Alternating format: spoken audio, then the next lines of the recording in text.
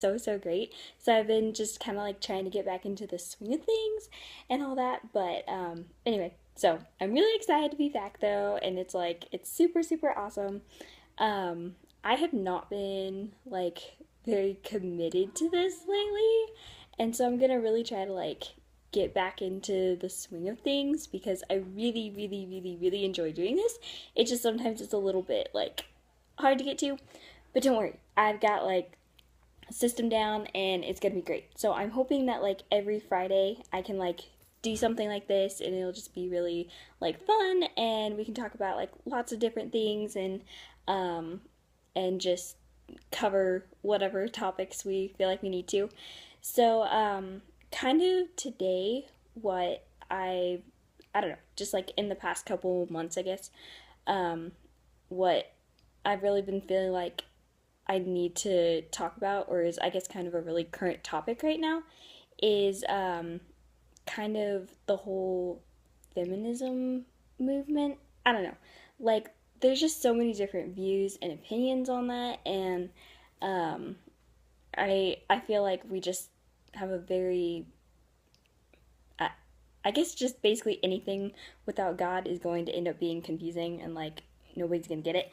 So I I don't want to say that like I could never say that like I'm gonna like speak for God's opinion on anything because like he's the only one who knows what he's really trying to say. But I'm just gonna share like my thoughts on it and what I was thinking that is maybe like a good outlet or like outlook or approach to the whole situation. Just because I want us to be like as honest as we can be and just like share the things that we feel like we don't really understand and we feel like because everyone has such different views about this and so let me just go back to the beginning.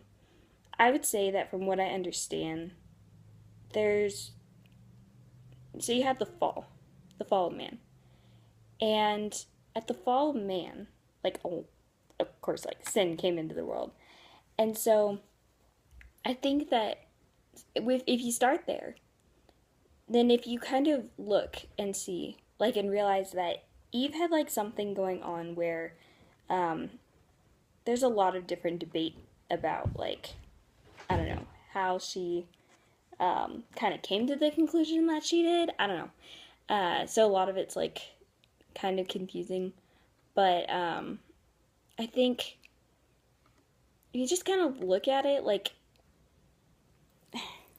there's just so many different parts to this, but um, okay, so Eve, of course, had a choice she could make in the beginning, and a lot of people debate whether or not she actually had a choice or if it was kind of God's like design for the whole thing.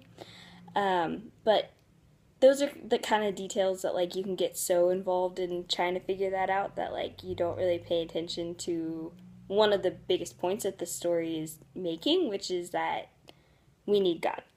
So anyway, so Eve makes a choice, and basically we know that we fall, right? So God talks about how when He first created man and woman, how woman is a helper of man. Okay, and I think somewhere deep down in like every single woman, there's kind of a desire to take a step back and to just be an assistant and to just not really have to run your entire lives because you hear wives like and mothers and women all the time just saying how like life is super overwhelming and it's super crazy and they don't even know what to do about it. And I think part of that is because originally God had designed it to where women had a leader and someone who was teaching them what to do and showing them the way to go, and then they would just follow and assist. And I've heard a lot of people say that like I I don't know what it is like the verb maybe. I'll have to figure this out because it's really interesting no matter what it is. But the word that is used to describe the woman as a helper to the man is also the same word that is used in maybe I want to say the Hebrew or Greek, I don't remember, I think it's Hebrew, to describe that like God is our helper.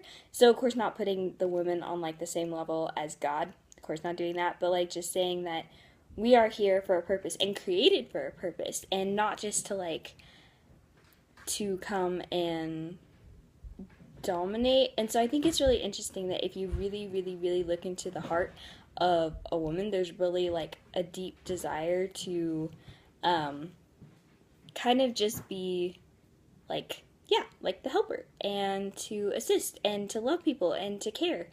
And so as we go further and further into history, we'll see that that begins to change, and like in biblical times and even in our world today, that's a huge thing. So the heart of the issue, I think, is that a lot of girls go through high school and through college and growing up and constantly being told negative things about themselves, and always being told that there's like this impossible standard for them to meet that like nobody can really ever meet. As far as beauty and weight and hair color and makeup and grade point averages, right? And so we're always like striving to meet this standard. And so girls, as this whole movement has started to where women are saying like, oh, we stand on our own, we can like make our own lives work out, all that stuff. A lot of girls who come from backgrounds that are very broken and who have had like very, very, very low self-esteem, they take on these icons and these I guess just people that present themselves as like being powerful women, and they take those on. They want to become like that, not because she woke up, not because some girl woke up and grew up in a fabulous home and just one day decided that she wanted to dominate like everything she does. I mean, there's a huge difference between a woman who wants to do well in life and who wants to love other people and who wants to do well in school and go far. Like, those things are fabulous and you should never discourage those. But it's the purpose behind why you do it. So if you do those types of things because you want to kind of get back and make a statement to people that you don't need anyone else. You can do things on your own and you don't need to be led by anyone. I think that's where it comes off a little bit of the wrong way. And I don't really have time to cover all this because it really depends on the home you grew up in and your background. But basically, the point is that I think everyone, since we're talking about women specifically, the reason that this movement is so popular is because so many women come from broken backgrounds, and so they feel like they really want to come back and make the statements to sexual abusers and people who have treated them in like really terrible ways as they've grown up, and to come back and say like, we don't actually need you, like we don't need help, we don't need assistance. And there's like thousands of reasons for why women handle things like this, but this is just kind of my thoughts and opinions on it. And I just feel like if we really want to figure out how to slowly bring this issue of women becoming so dominant to where it's kind of like men and the whole masculine side and the qualities that God put of himself into men, like a desire to kind of push that out. The way, in my opinion, to kind of balance that or maybe bring things back to where they need to be is, I would just say, as the answer is to so many things, it's just loving people. And because these girls would not rise up to be these things and to feel like they need to be independent of men or feel like they need to run their own lives if from the beginning they just knew that they were loved and that they were valued and that they were needed, and that they had a place and that they have a role, and that people are proud of them for playing that role of helping and of loving people and of caring for people. Because so many women, that idea of just being there for people is so shot down, and so they begin to think like, wow, this must not really matter. It's only the things that get you money and get you fame sometimes that they feel like are a reason for that's the only thing in society that seems to be worth anything. And so I just want to kind of give that insight and that thought. I'll probably do like, another another video on all of this. I mean, because there's just so many different parts too, but there's like thousands of other things that I really want to cover because I think it's really fun.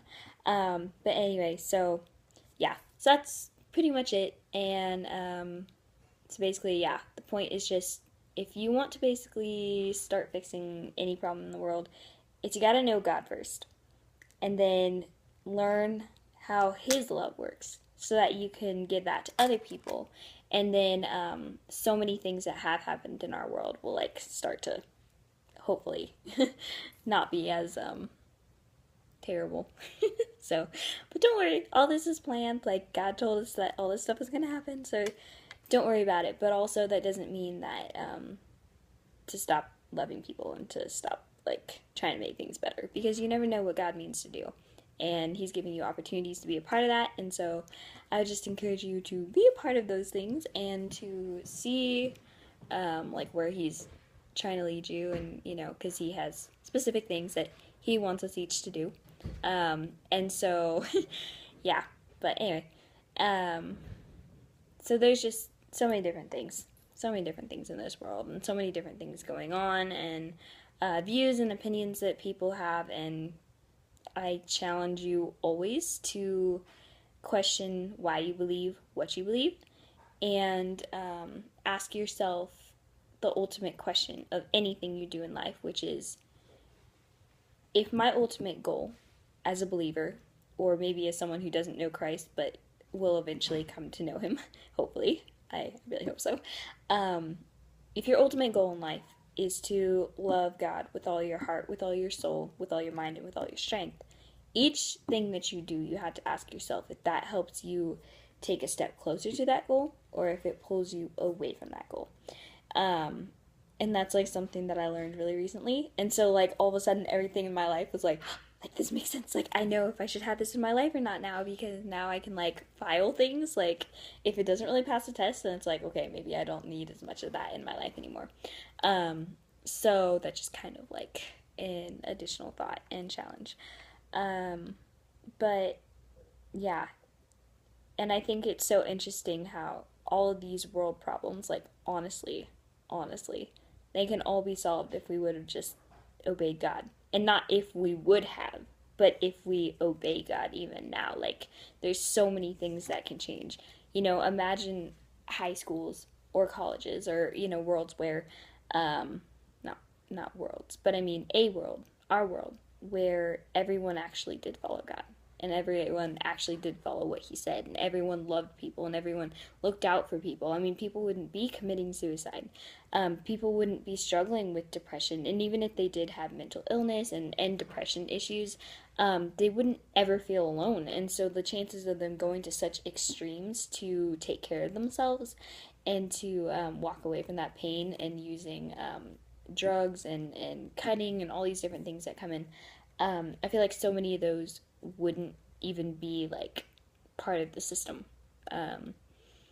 And there are, like growing up, I always thought like, oh, pray that that impossible prayer is like that everyone in the world would become a believer. And I began to like wonder why God like wouldn't answer that. And we had to understand that there are some things that are written in Scripture that are just like, things are going to be that way. And you never know what God is going to end up changing based on the prayers that we pray. So don't stop praying. But at the same time, recognize that there are some things in this world that are going to be the way that they are. And so for every possible thing that you can make an impact in, and everything that you can change it. Change all of it. Change whatever God is allowing you to reach. And anything you can't reach, your prayers can reach that far.